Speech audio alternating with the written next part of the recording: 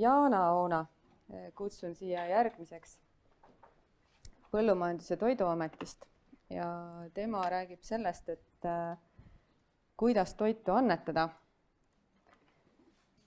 Ja ta Põllumajandus- ja Toiduameti juhtiv spetsialist toidukäitlemise üksuste järelevalvealal ja tutvustab siis sellel kevadel uuendatud toiduohutuse nõudeid, mis puudutavad just nimelt toidu annetamist. Palun. Tere! Olen siin kuulanud teie ettekandeid selles osas, kui palju nippe juba te kasutate selles osas, kuidas vähendada toidu raiskamist, aga mina räägin tegelikult nagu hoopis teise nurga alt ja selles suhtes toidu annetamisest. Ja mulle tegelikult väga meeldis, kuidas see eelkõneleja ütles, et eesmärk ei ole ju neid jäätmeid kanadele viia, vaid lapsi toita, et tegelikult samamoodi, et ma saan aru, et ega teil ju ei olegi eesmärk ju annetada, et see on see kõik see viimane, kui toit on üle jäänud ja tõesti enam midagi teha ei ole, aga see on tõesti jah, see kõige viimane ja kõige parem oleks, kui meil ei jääkski üldse üle, mida annetada, see oleks ju majanduslikult kõige parem. Et tegelikult see toidu annetamine võib-olla laiemas kontekstis tähendab seda, et kui siin võib-olla 10 aastat tagasi keegi ei osanud isegi sellist asja mõelda, et mis see tähendab, et toit on üle parim enne kuupäeva, et me siis nüüd veel anname seda kellelegi, siis tegelikult nüüd on aeg nii palju edasi läinud, et meil on tegelikult see täiesti tavapärane, et parim enne ületanud kaupa võib edasi jagada ja nüüd me oleme veel edasi liikunud selles suunas, et tegelikult ka kõlblikuni kaupa võib siis viimasel kuupäeval külmutada, mis on siis just see loomne toit, et näiteks kui on mingid viinerid või kotletid, et siinkohal ongi see, et siiamaani kuni kevadeni me lubasime külmutada seda pakendatud toitu. Aga ütleme, kui me räägime toitlustajatest, siis tegelikult nendel on seda pakendatud toitu nagu väga vähe, mis üle jääb, nendel on tegelikult lahtine toit. Ja sellel kevadel me täiendasimegi seda toidu annetamise juhist just selles osas, et saab ka seda pakendamata toitu siis vajadusel ümber jagada ja vajadusel siis ka kõlblikuni toitu viimasel kuupäeval külmutada. Ja see toidu ülejääk, mida teie toitlustuse puhul saate tegelikult ümber jagada, teil tavaliselt ei juhtu sellest midagi, kui teil on mingi kahjustatud pakend või valesti märgistatud tooted, et teie tavaliselt saate siis küsida eelnevalt etapilt, et mis on juhtunud, et teie saate selle ikkagi toitlustuses ära kasutada, et teil tegelikult ju ainsad tooted, mis järgi jäävad, ongi siis tegelikult need, mis sealt nii-öelda peale toidu valmistamist järgi jäävad, et ma eeldan, et teil tegelikult sellist asja ei teki, et teil on tellitud suur kogus mingisuguseid pakendatud toite ja te peaksite hakkama siis neid veel edasi jagama. Ja selles suhtes jah, et see toitu võivad ümber jagada täiesti nagu toitlustus võib, koolisööklad võivad, poed võivad, et see ümberjagamine on praegusel hetkel ka Euroopa Liidus õigusaktidega täpsustatud ja nüüd on see tõesti nagu hästi laialdaselt lubatud see toidu ümberjagamine. Just, et mis ongi annetamise eesmärgil ümberjagamine. Ja on väikesed võib-olla erandid, mida ei saa ümber jagada, et munasid ei saa ümber jagada, kui nendel on kuupäev läbi, ja muidugi need toidud, millel siis see kõlblikuni kuupäev on möödas, aga ütleme sel juhul, kui teil peaks üldse jäämagi nüüd mingisuguseid selliseid pakendatud toite, mis te saaksite edasi jagada, aga vaevalt, et seda teil juhtub. Ja võib-olla siit ma libisengi üle. Ja mis puudutab rohkem toitlustust, et kindlasti ei saa jagada ümber sellist toitu, mida on juba nagu kord siis serveeritud, see tähendab tegelikult ta on olnud juba kuskil laua peal, ta on olnud laua peal söömiseks, et seda sealt tagasi võtta, pakendada ja siis hakata edasi jagama, et see ei ole lubatud.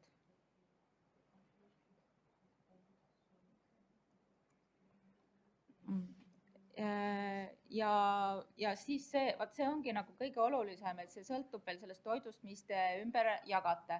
Et tegelikult ikkagi see toit, mis nõuab jahetemperatuuri, peab olema jahetemperatuuril ja kui te olete ise valmistanud mingisugust toitu, siis te peategi arvestama seda, et ta saaks kiiresti siis maha jahutatud ja siis alles saab teda ümber jagada. Et selle sooja toiduga jah, peab seda mõtlema, et tegelikult see tõenäoliselt on ka võimalus see, et te jagate seda ringi niimoodi, et ta ongi soojana, aga siis teil peavad olema väga head lepingud tehtud kellegagi, kes tuleb ja võtab teilt selle sooja toidu ja et ta siis jõuab veel ka abivajajani, sest vastasel juhul tegelikult see võtab ikkagi veel aega, kui keegi tuleb teile sinna sööklasse, võtab selle toidu ja hakkab veel kuskile edasi viima.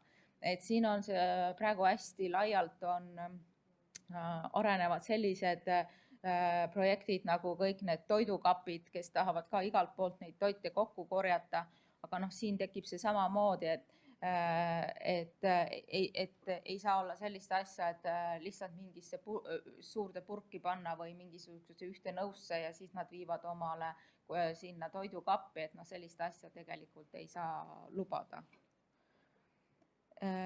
Ja nagu ma juba ütlesin, et sellise müügipakendisse pakendamata toit, mis ongi lahtine toit, nagu teil on, et tulebki vaadata just seda, et kas ta peab olema soojana, kas ta peab olema külmana, et lihtsam on, kui oleks mingisugused kommid ja küpsised, aga teil just sellist teil ongi see, et teil seda lihtsamat kaupa seal toitlustuses üle ei jää, et teil ongi tegelikult see, mis teil üle jääb, ongi selline keerulisem, et roog ongi just keerulisem, mida nagu laiali jagada, et selles suhtes ongi, et toidupoodidel on see annetamise pool on juba hästi arenenud siin Eestis, et viimastel aastatel, et hästi jõudsalt on need projektid kõik arenenud, aga nendel on ka lihtsam, sest nendel on tihti just sellised nagu kommid ja küpsised, et nende ümberjagamine on palju lihtsam.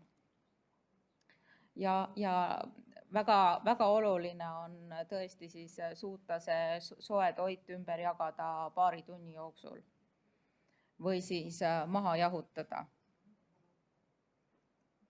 Ja siin tekibki nüüd see küsimus, et kui te tegelikult olete nagu seda valmis rooga tahate nüüd siis ümber jagada, ja teile peate arvestama, et te saate ka siis vajaliku infona juurde anda, et see, kellele see toit läheb, et tema saakski vajadusel siis teada, mis on need toidu nimetus ja mis võivad seal sisalduvad allergeenid olla, et see info peab tegelikult kaasa liikuma, kui te neid roogasid ümber jagama hakkate.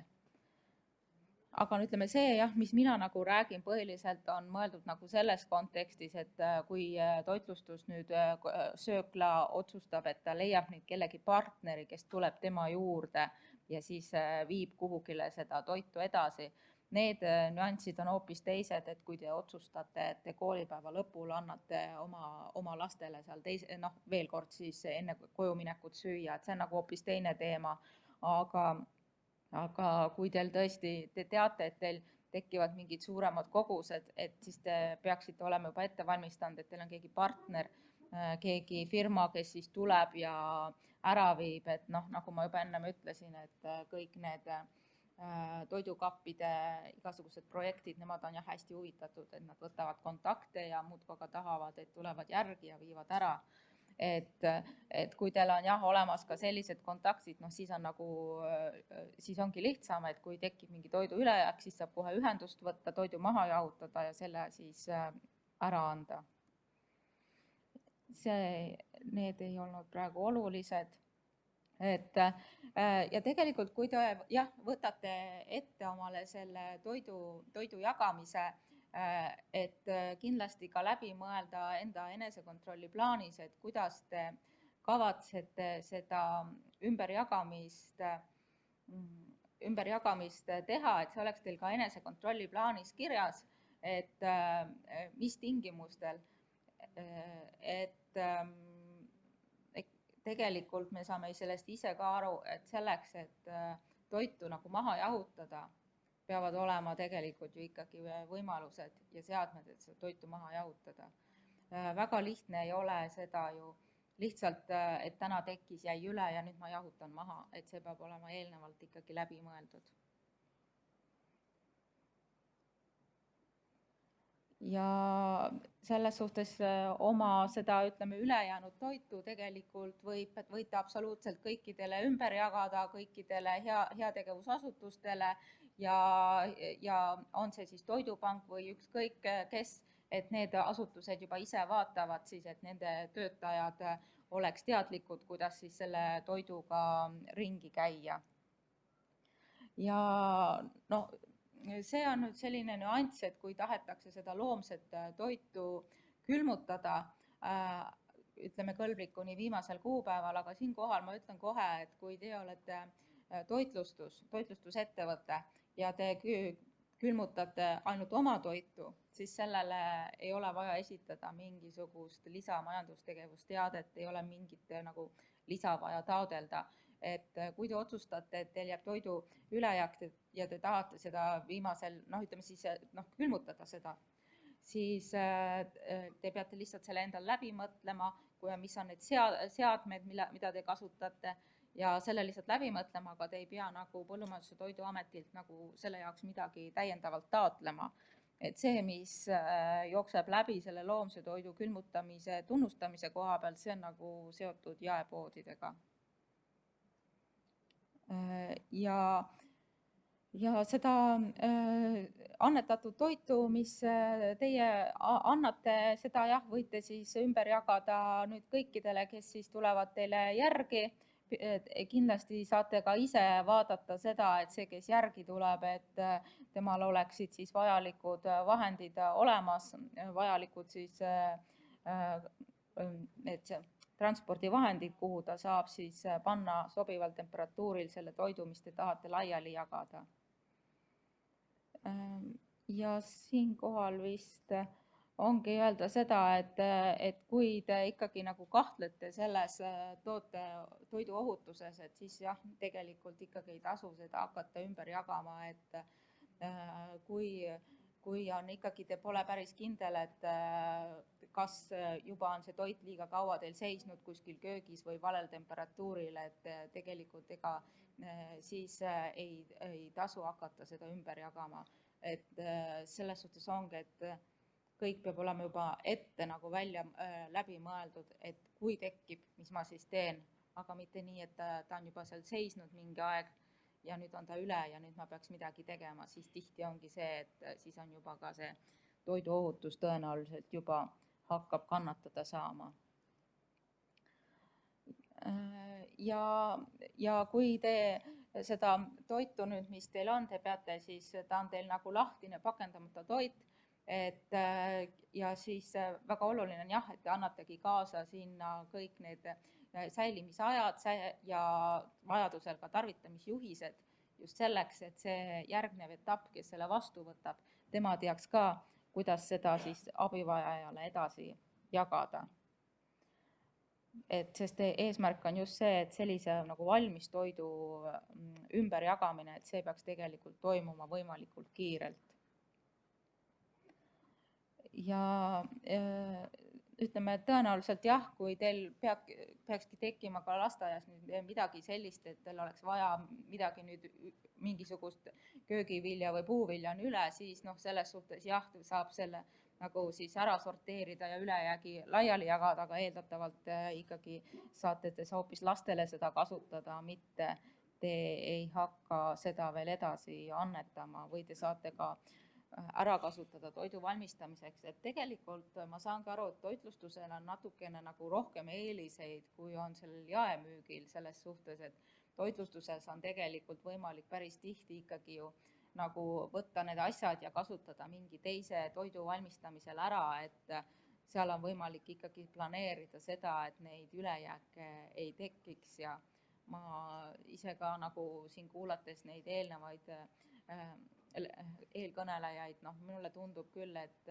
toitlustuses on juba kõik need võimalused kasutusele võetud, et seda ülejääki sellistest väikestes lasteaedades ja koolides tegelikult ei tekki, et aru saan ma võib-olla sellest, kui sellised ülejäägid toitlustuses tekivad suurtes nüüd Tallinna koolides, et sellest ma veel saan aru, aga ma arvan, et väiksemates koolides tegelikult kasutatakse kõik ära. Ja jah, et kui tõesti tekib, siis mingisugusel suuremal koolil tekib see soov hakata külmutama ja ta siis hakkab külmutama, et siis on jah hästi oluline, et siis ka kõik see vajalik info oleks kaasas selle toiduga.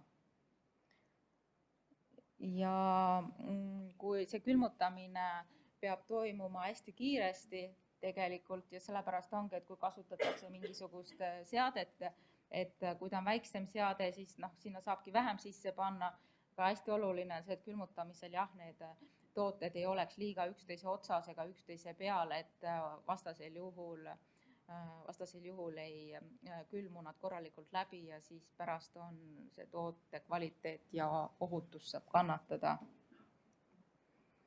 Et muidu külmutamiseks sobivad väga suurem osa toite sobib külmutamiseks, et ainult teatud puuviljad ja teatud valmis sellised võileivad ja need ei sobi külmutamiseks, aga muidu suurem osa toite tegelikult sobib külmutamiseks ja jaekaubanduses, jaepoodides tegelikult juba tegeletakse selle ülejäägi külmutamisega. Ja sel juhul panevad nad ka spetsiaalselt sellise lisaetiketi peale. Ja see on ka tegelikult oluline, et kui te võtate ette selle, et te hakkate toitu laiali jagama, et te ka annate siis tõesti nii-öelda need sellise info kaasa ka järgnevale etapile, et see toit on teie juurest tulnud, et see on ka hästi oluline. Eriti siis, kui see toit nüüd läheb edasi teie juurest veel kuskile näiteks toidupanka, et siis on see hästi oluline. Sest sel juhul ka kui mingid probleemide korral, siis saab abivajaja võtta ühendust selle toiduvalmistajaga. Ja nagu ma eelnevalt ütlesin, jah, et need toidujagamiskapid võivad olla huvitatud nagu sellest toidust, mis valmistatakse toitlustuses, aga et toidujagamiskapp peab siis ka ise vastutama juba selle eest, et see kapp tegelikult ikkagi sobib seal selle toidu hoidmiseks ja see on siis selle toidujagamiskapi enda vastutada. Aga jah, sellist asja ei saa olla, et te sinna saadate lihtsalt mingisuguse suure koguse märgistamata toitu, et see ka õige ei ole. Ja hetkel vist siit ma libisen üle, et tänan kuulamast.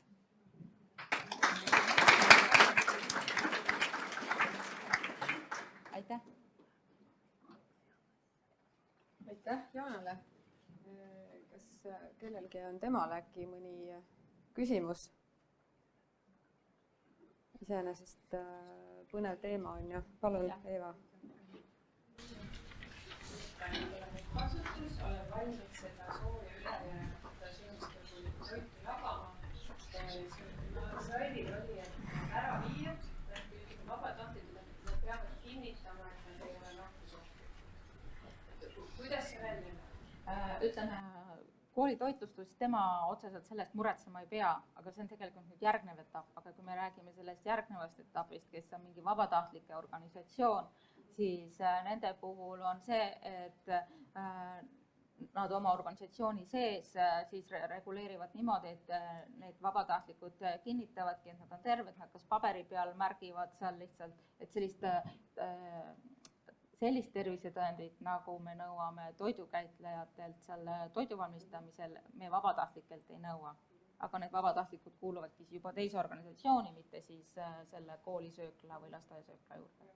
Annetaja seisukohast ei ole temal sellega pistmist, see on järgmise vastutaja. Aitäh, kas veel? Jaa, palun. See koolitõtmine, kui ta on seal magniidi peal, ta on ju, kui sul ei ole kestvuskatseid tehtud, et siis on 2 tundi, ma saan aru. Jah. Eks ole, aga nüüd, kui see 2 tundi saab mööda ja see vabatahtlik organisatsioon läheb kella 4 ja seda toit võtma koolis, see tegelikult ei ole enam ju siis, ma saan aru, see luba. Jah, sellepärast ongi. Jah, vot sellepärast ongi, et ütleme, parem variant on see, kui see toit lastakse seal õpilastel teisel ringil ära süüa, sest muidu see järgmine variant olekski see, et tegelikult te peaksite juba nagu varem vaatama, et täna hakkab toit üle jääma ja ennem kui 2 tundi täis saab, peaksite ta maha jahutama ja siis jahutatult saab ta nagu üle anda. Ja seda jahutatakse mingi spetsiaalses kapis või tavalises jahutuskapis? No ütleme, kui teie, ma ei kujuta ette, siis teil ikkagi peab ju olema eraldi külmkapp, et ei saa ju sinna kappi panna, kus te hoiate ju teisi jahe temperatuuri toitu, et sinna ju tõsta tegelikult ei saa ju. See on eraldi kapp selle jaoks, ei ole tavakülmik üldse, see on kiirjahu, selles temperatuur reguleerida ja päris kõrgetesse miinuskraadidesse või madalasse. Me mõtlesime lihtsalt seda, et jahutatud. Jaa, aga jahutamine ongi tavakülmkapis ja seda ei jahuta. Selleks on kiirkülmuti siis. Nii, kas keegi veel sa tahad? Siin oli ka küsimus, et kas need vahendajad, partnerid, kas neile kehtivad ka mingid erinõuded, et nad võivad selle tegevusega tegeleda? Ma libisesin nendest slaididest üle, sest see siin auditooriumi ei puuduta, aga me oleme see aasta päris palju käinud rääkimas üritustel, mis on olnud jaemüügiga seoses ja me oleme päris palju käinud ka nendes, mis on toidukappidega seoses ja siis Toidupangaga on meil nagu vahetu koostöö olnud kogu aeg.